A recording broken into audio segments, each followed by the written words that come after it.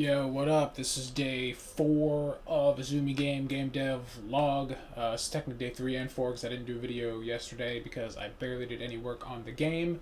All I did was I am game shit, making the Doom video and then streaming. That was all we did yesterday. I only did one thing yesterday for day 3, which I'll show first, then we'll go into what we did on day 4.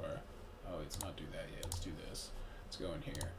Alright, so we can see added a couple new things. One of the first things I did is I was having issues with the hitbox on the sprite constantly changing when the animation changed, because like Construct creates a different hitbox for each frame of animation, and you can change them all to be consistent, but I was still running into errors with that, so I added a new object, and this is just the player hitbox, and then I parented the sprite to it. So that's the thing now that calculates all like the collision logic and stuff, and the sprite just kind of follows it along as it moves on the screen.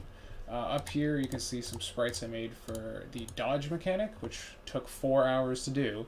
That was fun. And that's all fucking down in here. So that was a lot to try and get that to work, because I had to like set different platform parameters and stuff. It was a nightmare.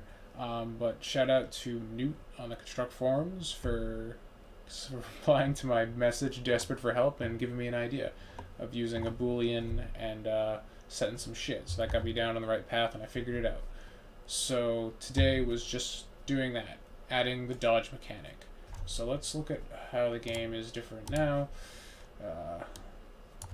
The thing I did on yesterday with the shurikens, that was the only thing I changed. Is that I just set them so you can only throw one shuriken at a time.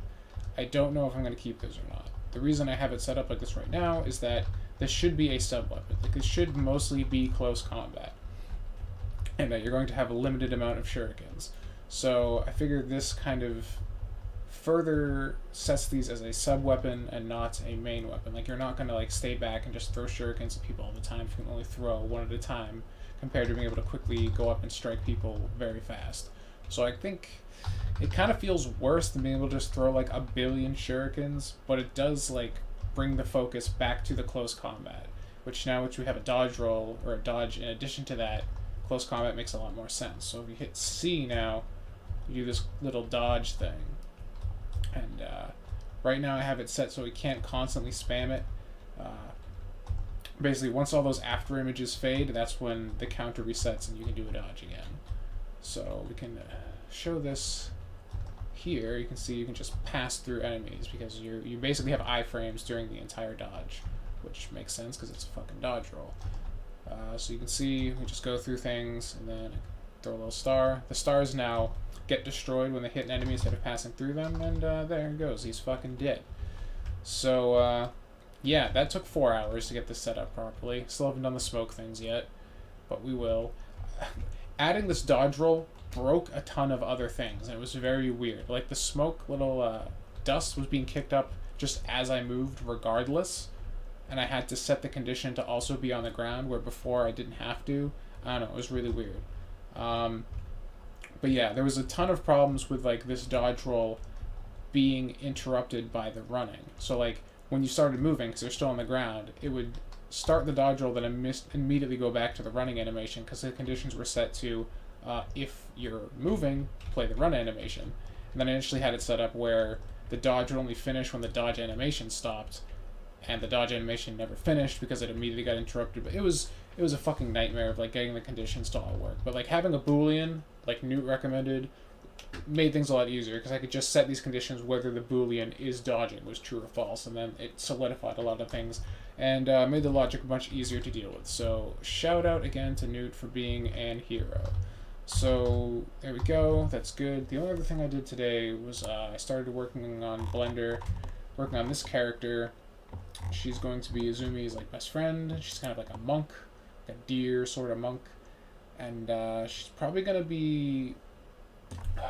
I have ideas for her like going forward. I don't know if it's gonna be in like, because right now I'm basically building either like a demo or a vertical slice. It's probably just gonna be like one level, and this character might not even be in the vertical slice, so she might not be the best thing to put my time into. But I've had her kind of like half done for a while. But she's like a monk that would like kind of give you items or sell you things or maybe like heal you or something like that. I'm not exactly sure. She'd be a support role of some kind. But I drew her up a while ago, and I've just kind of been slowly chipping away at modeling her. But then the game kind of took priority, and I haven't gotten around to finishing that. But texturing is the next big thing to do with her.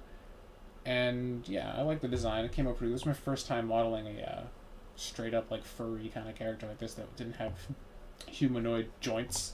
So this is going to be interesting to look at. But yeah, she will be added into the game at some point. If I do, I'll use it as an excuse to show how I take a 3D model and convert it down to like Sega looking sprites, because it's an interesting process.